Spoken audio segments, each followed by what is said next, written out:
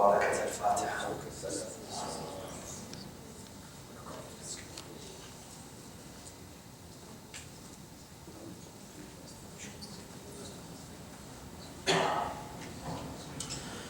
أعوذ بالله من الشيطان الرجيم. بسم الله الرحمن الرحيم. والصلاة والسلام على أفضل الأنبياء والمرسلين بعد الخلائق أجمعين سيدنا وسندنا وشفيعنا ومولانا وحبيب قلوبنا أبي القاسم محمد. اللهم صل على محمد وآل محمد.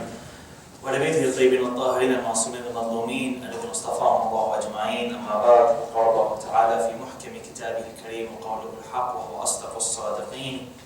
بسم الله الرحمن الرحيم. الذين يذكرون الله قياما وقعودا وعلى جنوبهم ربنا ما خلقت هذا باطلا سبحانك فقنا عذاب النار.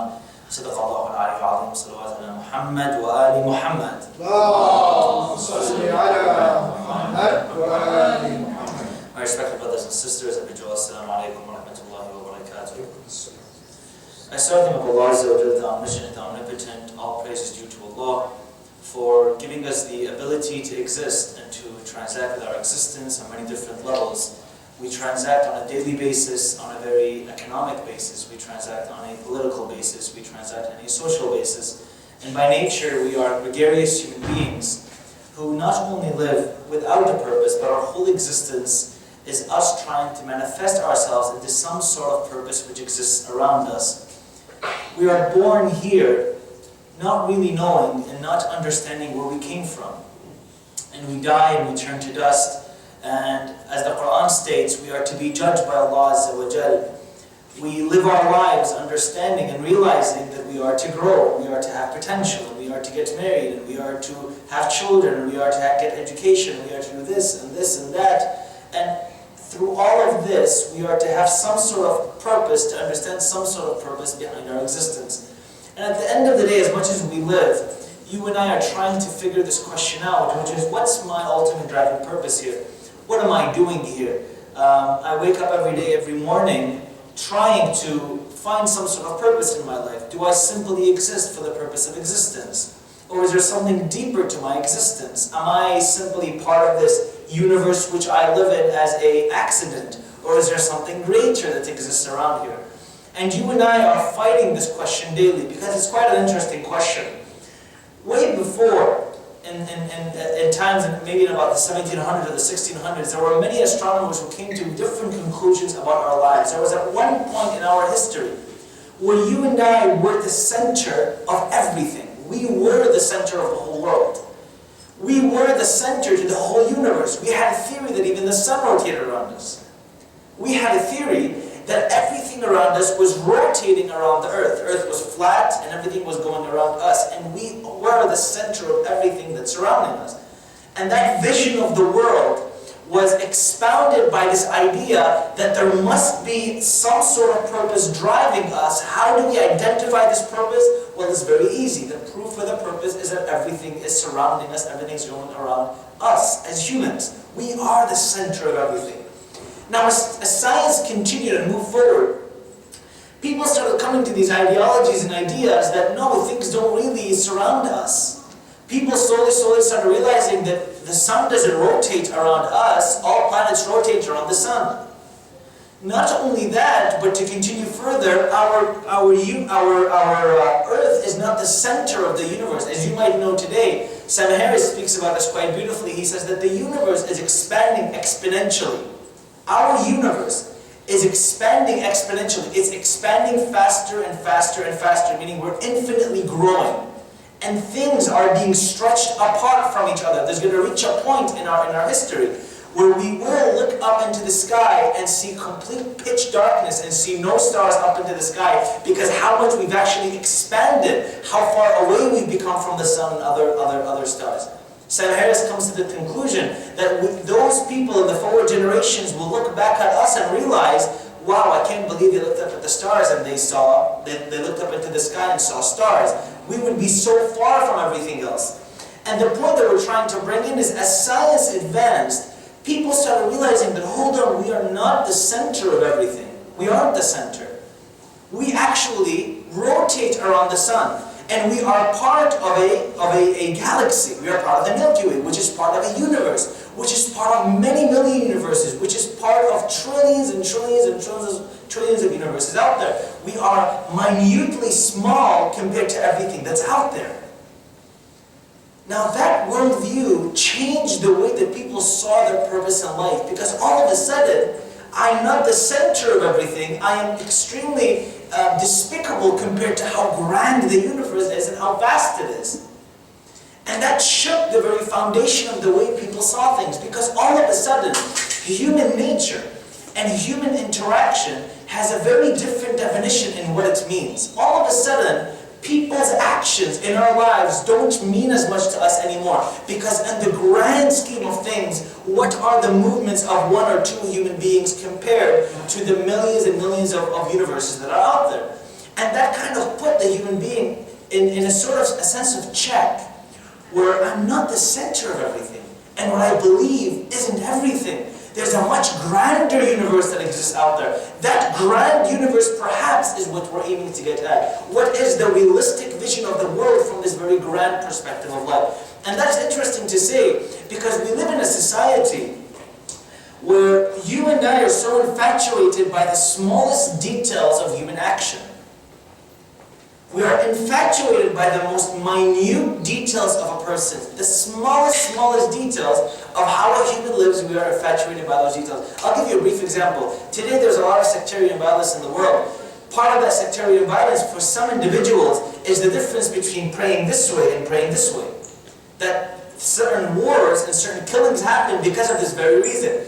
It kind of goes to show you that in this grand universe, in this grand scheme of things, we are not even to be located. We are so minute, yet people still focus on petty issues to find in order for them to fight. On the grand scale of things, what is a person praying this way or this way? You know, sometimes I imagine it. It's very interesting. It's as if God is outside of our universe. It's kind of a comical way to look at it. God is outside of our universe.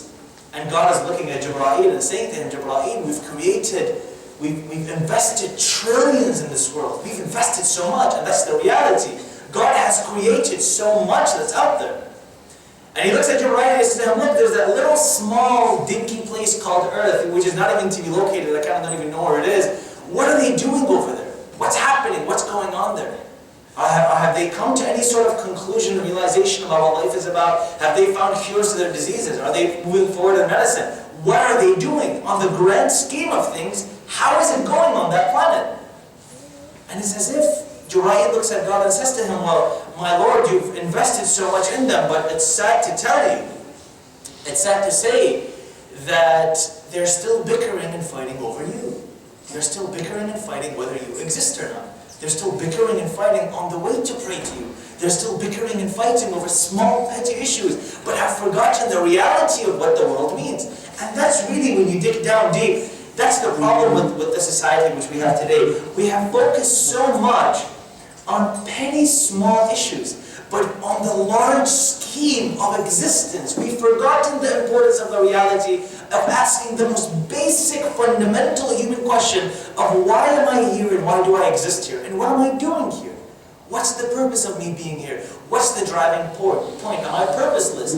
Am I the only one that exists here? I think it's quite self-centered and arrogant to say that in this vast universe, we are the only beings which exist. I mean, we haven't even traveled and discovered that much of space. And to be so arrogant and to say that our existence is it, we are the only creatures that live within this whole universe is quite an absurd notion. There has to be some sort of life form out there. And as time goes by and science moves on, these things will be proven. But what I'm saying is, when will we come out of this cocoon thinking that I am all that there is? This is me, I am everything. And the universe rotates around me. You know, it's funny, sometimes there are people who live this way in their lives very subconsciously. The world rotates around them. He is the center of all attention. If he doesn't get the attention that he wants in high school, he will throw a fit. Or if she doesn't get what she wants for her birthday, she will throw a fit. Or if this person doesn't get his way, or this person doesn't get this girl doesn't get her way, there will be problems started, because we live in this ideology of this self-centered world. Everything rotates around me. And you'll find that those same individuals who are so obsessed with the actions of other people. I know people, Sallallahu Alaihi Wasallam, A second salawat allows the voices. I know people and individuals who live lives which are so self-oriented that they are included in every small detail of a person's life. And if a person walks a certain way, they have to critique their walk. If a person smiles a certain way, they have to critique their smile. If a person has to do something a specific way, they have to critique that. Because we are so infatuated with this idea of everything has to be this specific way, because my opinion must be the best opinion, because I am the best person out there. I mean, at the end of the day, I am everything. Everything rotates around me, and hence everybody else's opinion is put to the side. And that's a very closed-minded thinking. When I now start realizing how small I am, and how insignificant I'm not even to be located on this grand scheme of things, I no longer start getting into problems about petty small issues. Matter of fact, this very idea of sectarianism, which if you look at the Middle East, I think about a week ago I was sitting, I was online and I saw, I think one of the most disturbing videos I've ever watched. It was about a group of people who were in Yemen within a military building. And just to kind of show you how small thinking can cause such terror. How petty thinking can cause such terror. And this happens in Iraq, this happens in many different countries, specifically Iraq now. You've got people who are giving everything they have, and individuals are standing in their way to blow them up. It's a very sad reality. But I was watching a video in Yemen. What happened was, and it's interesting because you can see this on video footage, every single detail you can see it. There's a group of people who were together in a federal building, and this is a governmental building, hundreds of them. And a person drives a car up next to their building, and the car detonates and explodes. And anybody who was standing next to the door was turned into smithereens, literally. And what happens is, as they're inside of there, some of them run away, and one person walks in dressed as an officer, meaning he's dressed up as if I'm an officer. I'm dressed up as a helping hand. And the person sees a group of people, and you can see this on camera, a group of people who are standing. As he's standing there, he opens his vest and takes out grenades, and he throws 2 grenades onto the crowd, and the people disperse. Some who weren't fast enough were blown to smithereens right there. Others, now after this happened, people were running around in every direction. You can witness this, you can see it, and the reasons why this happens in the world are extremely petty. That if we understand this very idea, the notion of what religion is meant to be, these problems would be completely out of the way. And I say this because many of us fuel the fire that these people use, subconsciously, or not really understanding. We fuel this fire. As these people dispersed, 3 or 4 men walked in from different angles. And as they walked in, armed with shotguns, anybody who was a survivor was shot to death. Now, the sad part is you can see this on camera. 156 people died. To put this in perspective, you have maybe, for example, in the month of June in Iraq, about 1,000 people died. In 1 month, that happened 10 times. In 1 month, 10 times something like that happened, where 1,000 people died. Now that's a sad reality. When you dig deep down into it, and you ask yourself, well, what's the reason for this to happen? What's the point, and why do things happen this way? You'll find extremely petty reasons. Very petty reasons. Like there was recently a guy who was caught near the shrine of Imam Hussein alayhi salam in Karbala. And they caught him, and they handcuffed him, and they realized he was about to blow himself up. Now look at the stupidity of certain people. They caught him and they stopped him, and they removed the wires which were on him so he couldn't detonate the bombs that he had strapped onto him. And what had happened was they came to him and they found him crying. And they asked him, well, look, why are you crying? What's going on? He said to them, well, I'm crying because I'm very sad. We can tell you're trying to blow people up. You shouldn't be very sad. He said, no, you've got it all wrong. I'm not sad because I couldn't kill people. Well, I'm not sad because I got caught trying to kill people. I'm sad because nobody let me detonate myself. I could have been in heaven having lunch with the Prophet right now. Imagine the thinking process of some people. Now, this stems from a lack of education. But what I'm saying is, if we look at things from a very vast perspective, from a bigger perspective in life, these small petty issues don't matter to us anymore. All of a sudden, the person praying this way or this way does not bother me. They don't become a nuisance in my life. They are not a person that I have to get rid of. And we become more open-minded individuals. Let me give a brief example of the way this might work. Look at the way look at the way that we might view sins in the Islamic perspective. Not the Islamic perspective, but in our perspective. The way that we view mistakes. Mistakes at one point of time were looked upon as a growing agent and as a reality where a person was able to advance himself from one side to another. In today's modern view of making a mistake, and I say this because as a Muslim community we are meant to be the least judgmental. We are meant to be the helping hand to individuals who make mistakes. In the modern view of things, the way we see things today, if a person makes a mistake, there is a clear X or a mark on that individual because we've become so obsessed with human action. It's almost become obsessive, where if a person makes a mistake, his whole reputation or his whole reality or ideology now goes down the drain. Our society has become so close-minded that we put an X on any individual for a small petty issue, a small petty mistake. And this happens in our world. Let me give you a brief example. You'll find the differences between male mistakes and female mistakes in our communities. And this is really important. It's kind of it's a more of a cultural issue than a religious issue. Look at the way we react. And I've mentioned this before. I've mentioned this before on a very slight note, which is the idea that we have this notion in our community that if a man graduates and he gets a good education in high school, he's allowed to travel 2 or 3 hours to university. Now, this is case-by-case basis, but I'm speaking in general. And there's another idea that if a female graduates and she's got straight A's or a 4.0, she's not allowed to go out and travel. She's not allowed to go an hour or 2 hours away to a better university because there is this cultural stigma that if a woman makes a mistake, there's a complete all hell lets loose. But if a man makes a mistake, I mean, people will forget it, everything will be okay. But if a woman makes a mistake, that's a very big issue. And what I'm saying is there's this comparison. There's this ideology and this outlook that we have on mistakes and sins that's so downright, in my opinion, disgusting. Because it doesn't promote growth, but it promotes a demotion of growth. Let me kind of give an example. Among the society that we live in today, if you look at heroin addicts, there are different clinics and agencies in America that invite heroin addicts. Now this is a person who's gone outright made a mistake. Heroin is by far one of the most addictive drugs. Overdoses are very, very likely. So just a brief example to display what I'm trying to say here, is heroin addicts, there are certain agencies and certain clinics where if a heroin addict wants to shoot heroin, he's allowed to come to this clinic, sit, be given a clean needle, because most heroin addicts die from things like AIDS. They die from blood-related diseases. They are given clean needles and they are sat down and supervised as they shoot the drug in order for them in the long run to be helped so that they don't commit the same mistake over and over again.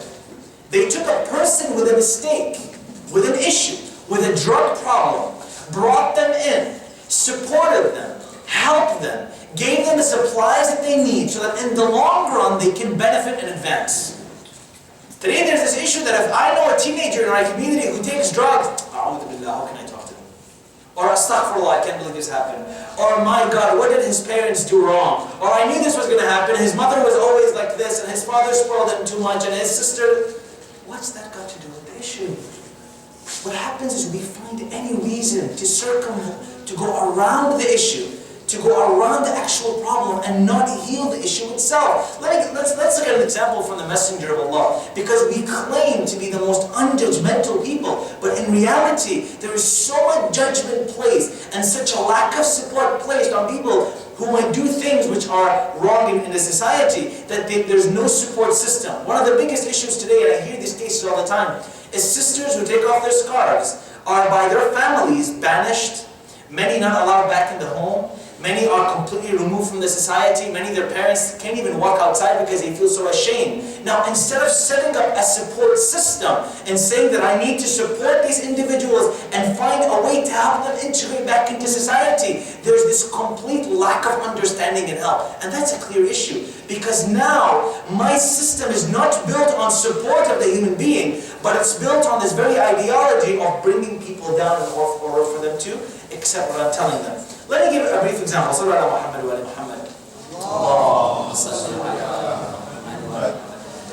Let me give you a brief example.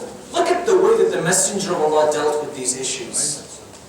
Look at the way the Messenger dealt with these issues. In the time of Rasulullah, people would come to him. One man comes to the Messenger of Allah, Muhammad, sallallahu alaihi Muhammad. One man came to the Messenger of Allah, Muhammad, and said, Ya Rasulullah, I am an alcoholic, and I can't stop. I can't stop. I refuse to give up my addiction. I can't stop because I'm so addicted. What should I do? Rasulullah looks at him, he says to him, what's the second thing which you're addicted to after alcohol which you can't stop? What's the least common denominator? What can you actually give up? And he says to him, Ya Rasulullah, I love dates. You know, I love dates. Not dating, but like the actual food date.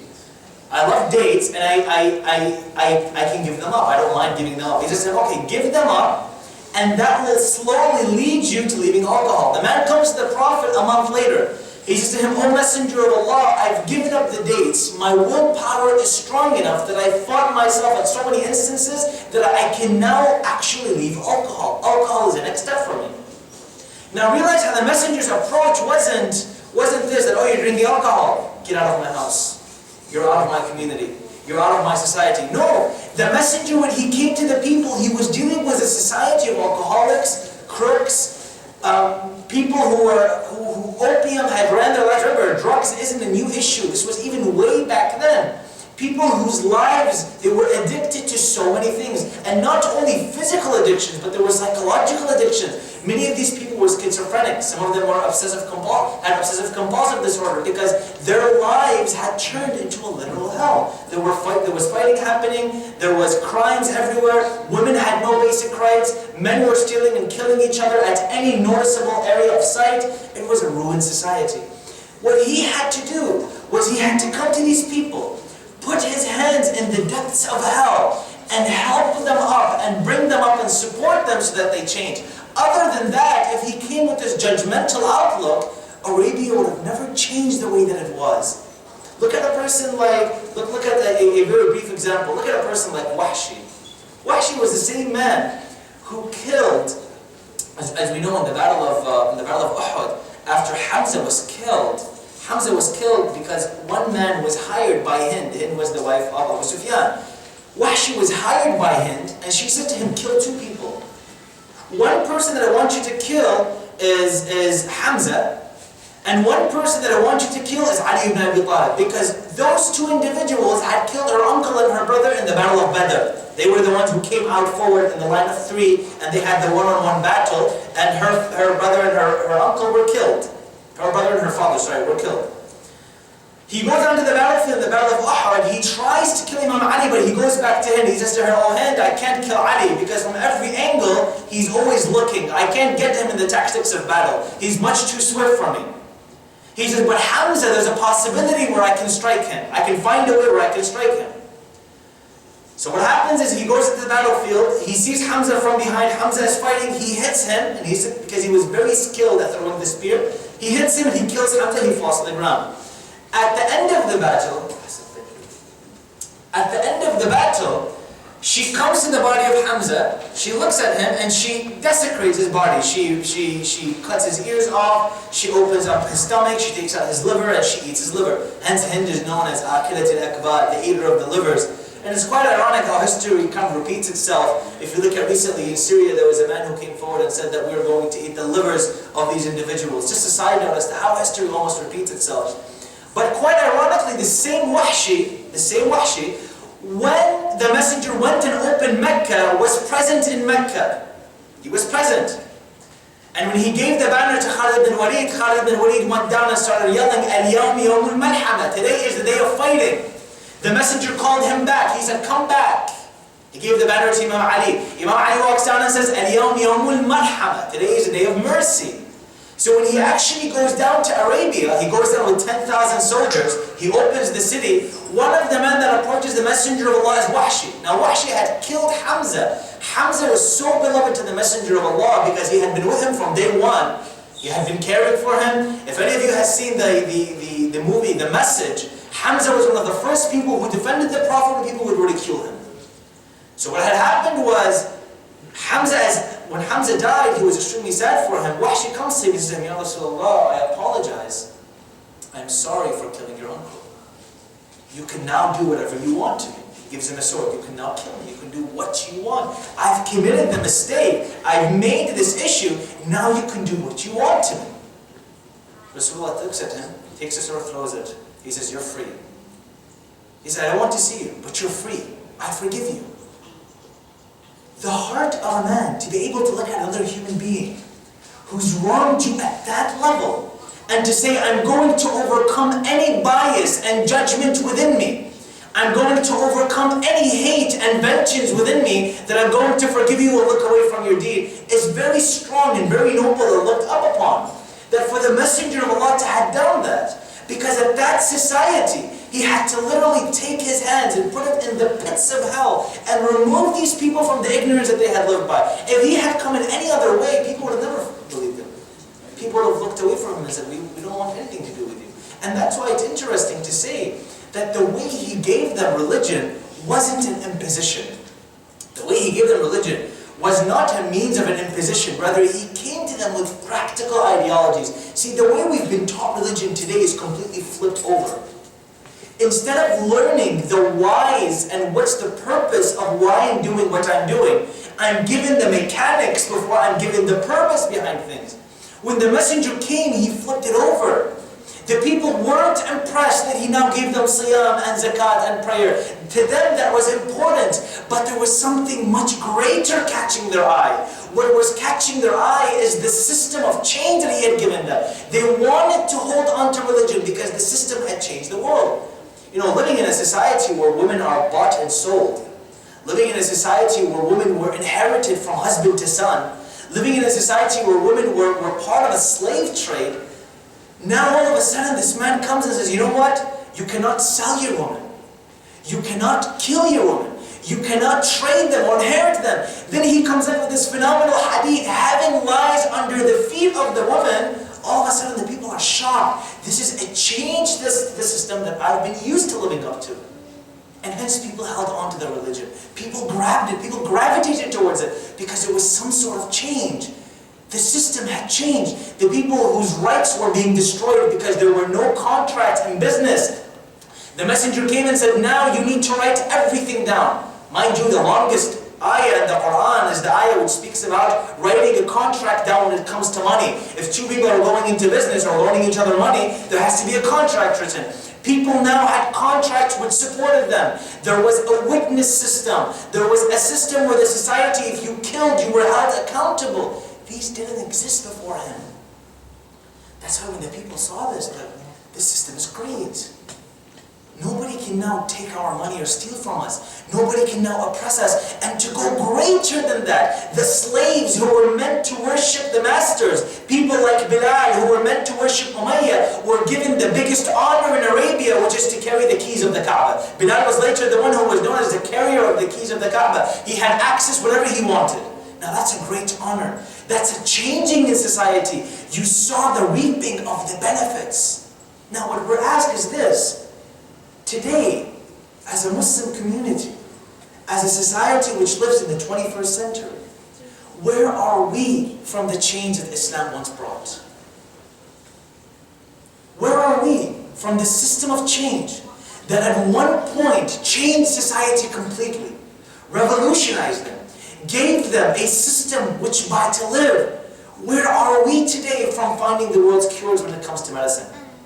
It's ironic how the Muslim today says that if the world became Muslim, only if people became Muslims today, and if only the whole world knew what Islam was, the world wouldn't be the way it was. But I ask you, by Allah, where is our political system? Where is our economic system? Where are our systems that if we were given control of the world, we would have practical solutions to the issue today? If by most, we've become a group of reactionary human beings. That's it. When there is an issue that arises, we shut it down, we remove it, we place judgment, and we put people to the side. Rather than bringing up real solutions, there are serious drug issues in our communities. There are serious teen pregnancy issues in our communities. There are serious issues with regards to education education in our communities, but we are not tackling these issues. Our issues are no longer giving women rights, for example, or giving contracts between two people of business, because that's already been established. These are givens now. There is a higher level of solutions that we need to find. It's interesting to know that 80% of the advancements we've had in society when it comes to science have been established by America and Europe within the past 50 years. Within the past 50 years, there are books about genetics written today which weren't existent 100 years from now. And these books are being updated every single day because new things are being founded. Today, I don't know how many of us are aware of this, but there is meat being grown out of plates. We are able to even create our own meat, where meat is being grown from cells in plates. That's how advanced we've become. Now, as a Muslim society and a community, at one point the system was the greatest system, and even till today it holds on to itself, in its essence is the greatest system. But we need to allow it to breathe. We need to integrate with the system and to become part and parcel of its reality. Or else, the advancement that happened will go down the drain. Because all of a sudden there are real world issues. Remember, the messenger brought real world solutions. He brought real-world solutions to real-world problems. And the question that I bring today to all of us, and this is something perhaps to ponder about, is am I bringing real-world solution to real-world problems? Or am I adding more fuel to the fire? Am I bickering and fighting over, is this religion right, or is this religion right, or do I pray this way or that way? Versus, that's important, do not get me wrong. But there are things which are real-world problems which aren't being focused on. World hunger. Poverty in the world. There are people in America who don't have basic health care. There are people in the world, to give a brief example, look at, we're here commemorating the 40th, and I want to show you something as beautiful as Imam Hussein and how he gives a solution to real world problems. In Iraq, when I traveled there last year, when I was there in December, I saw one of the most beautiful things I've ever witnessed in my life, and I can say this hands down, this is extremely, extremely touching to me. When I was walking from Najaf to Karbala, it's about a 100-kilometer walk, and you're walking with hundreds of other people, you'll find that, many of us know Iraq has been in war for the past 14, 13 years, ever since 2001. And people are extremely poor. Poverty. People are so poverty-struck that they don't have means. I visited families in Karbala, which is meant to be the tourist attraction of the world. 14 people living in a house maybe from this pole to that pole, that big. 14 people live in a house like that. Poverty is extreme. And whenever you're walking from place to place, you'll find there are people on the sides for hundreds of kilometers. Hundreds of kilometers. There are people who come all the way from the most southern areas in Iraq, like Basra. They're all the way from Basra all the way to Karbala. There are mawakib being put. Now, a mawakib is this area where people stand with stalls of food, water, and anything that you need, refreshments, fruits, water, things that children need, things that adults need. There are even people there to massage your feet if your feet get hurt. Imagine. This is how extreme it gets. And when you look at these people, these are poor people who in a normal society, in a normal day-to-day transaction, don't really give to each other too much.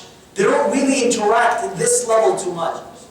When it comes time for this Arbaeen, you'll find people who take their whole life savings and invest them into this market, where now they're feeding people free food, and if you don't eat, they're insulted. Like one kid comes up to me, and he's trying to get me to eat. He's like, come eat, come eat, come eat. I'm like, no, I'm not hungry. He keeps insisting. I was like, no, I'm not hungry, I don't want to eat. He holds my leg, actually wouldn't let me leave. And he starts crying. He says, no, my father told me to stand here and bring everybody who's visiting Imam Hussein to make sure they eat. Now in Iraq, there's a serious issue of poverty. There's a serious issue of hunger. Now if Imam Hussein can inspire people to give from what they have, even if it's so little, in my opinion, that's a phenomenal move. But that's minor compared to the major issues. Iraq has a serious political instability problem. Iraq has a serious issue of sectarianism, just like other countries that exist. Who's finding solutions to these issues? Who's finding solutions to people in Iraq who might not have basic electricity, basic healthcare? And I'm not talking about Iraq only, their whole world. There are people in China who don't have that. There are people in India who don't have that. We're past this level where we care about people only if they're Muslims. There's a serious issue with humanity being impoverished. I mean, just the level of people in America who don't have basic health care is extremely high. These are real world issues. These need to be tackled. And if we don't tackle them, if we don't bring awareness, we're not giving what the system was meant for it to give. And it's interesting to say, today's modern Muslim is either a fool or simply hasn't opened his eyes. Because they say, I wish Islam had control of the world. We wish Islam took over the world. But there's no reality of change. There's no political system. There's no economic system. There's no system of actual change in the world. And that's perhaps something to think about. Let me conclude by saying this. If we look at people who are extremely forgiving, and people who are non-judgmental, people who show a strong support system, one of the greatest examples, and I'll conclude in just a bit and give it to my dear Sheikh Dabu. If you look at one of the greatest examples, is the example of Harb ibn Yazid al-Riyahi and Imam Hussein in Karbala. As you know, when Imam Hussein was given the letter from Kufa to come to Kufa to fight against Yazid, he had an army assembled and waiting for him in Kufa. But overnight, people were bought out in so many different ways, to the level that Muslim ibn Aqil was left with literally no soldiers, no warriors with him. He was completely alone. And what had happened was, as he was there, as he was fighting in that area, Har comes out of the city borders, who was against Imam Hussein, or was against Imam Hussein at that time, and stands and tells Imam that you can't go back. He stops him from going back to Medina, because he was like, if I can't fight you, because I don't have warriors, and I won't surrender to you, to Ubaydullah, let me at least go back to my city. Let me at least live as a God-loving, peaceful human being. I'm not interested in fighting. And what had happened is he was surrounded. He couldn't go back to Kufa. He couldn't go to Medina. He couldn't go to Mecca. He was diverged to the area of Karbala. That's where he was diverged. Now, Har at this point was against Imam Hussein. Imam had water at that time. Har didn't have water. Har didn't have water. At that point, Har asked Imam Hussein, now Imam Hussein here is the enemy technically, that my horses are thirsty and my men are thirsty. Can you give us something from what you have? Imam Hussein at that time feeds, he gives the men water and they drink. Not only that, but he gives even the animals water. Even the horses on that day drank water. And Imam that day, Har looked at Imam Hussein, he said, you're the grandson of the Prophet, you lead Salah. Imam Hussein led the Salah. Har's army was actually praying behind Imam Hussein's army. He was on the side of Umar ibn Sa'd, but he acknowledged this is one of the closest people to the Messenger of Allah Muhammad. Later that day, as Har left, and he was standing between two sides, and he heard Imam Hussein's speech, he stood and he had voices in his head. And he started slowly walking towards Imam Hussein, and his friends would tell him, Har, what are you doing? And he would pretend as if he's just going to get something and coming back. He wanted to go so many times back and forth. And then finally he broke the chain and said to them that I'm not interested, and I'm making myself choose between heaven and hell. Now here, heaven and hell is metaphorical in the sense that happiness and true greatness is with the side of the truth. When you fight against oppression, that's true happiness. That's great. That's the truest feeling of goodness and heaven, in my opinion. So he goes around and he goes to Imam Hussein. He goes blindfolded, and he gets on his knees, and he brings a Quran and a sword and puts them on top of each other. And he says to the Imam, "Oh Hussein, will you forgive me? Will you forgive me? I have scared your family. I didn't give you water. I didn't allow you to go back, and now you're standing in front of this army to be killed and they won't let you go. Will you forgive me?" Now Imam could have looked at him and been extremely judgmental, or refused to take his forgiveness. He says to him, "Har, if you have repented, then God will forgive you. Welcome to the army." And Har, from that point, Har, by the way, was one of the first people to die. Not only did he die, but his son also died with him. And it's interesting that the demographics of Karbala, you've got 30,000 versus 72. I mean, I've never heard of a battle where you have none of the 72 who are outnumbered joined the 30,000. But many of the 30,000 joined the 72. Many people from that day, from this army of Umar ibn Sa'd, joined Imam Hussein because they acknowledged and realized there was something known as the truth. And Imam Hussein on that day when Har died, when he was on the ground, Imam comes by his body. He gets off his horse. He sits next to him. Muslim ibn Awsaja is always also with him. Muslim and Har had a great relationship. When the battle had first started, they were always fighting back to each other. They were always looking out for each other because they were close friends. He comes to the body of Har, and he gets next to his body, and he starts wiping the blood off his forehead, and he says some of the most amazing lines. Because the word har in Arabic means free, or freedom, a free man. A har is a free man. And he looks at him and he says, har, today you have fulfilled your mother's prophecy. You've become a free man the way your mother called you. And it's interesting to say that from the point of view of Hussein alayhi salam, true freedom is understanding truth and following truth. I ask Allah Azza wa Jal to keep us on the path of Muhammad wa ali Muhammad. I ask Allah Azza wa Jal to make us leaders in our communities. هذا والحمد لله رب العالمين. صلوات على محمد وآل محمد. اللهم صل على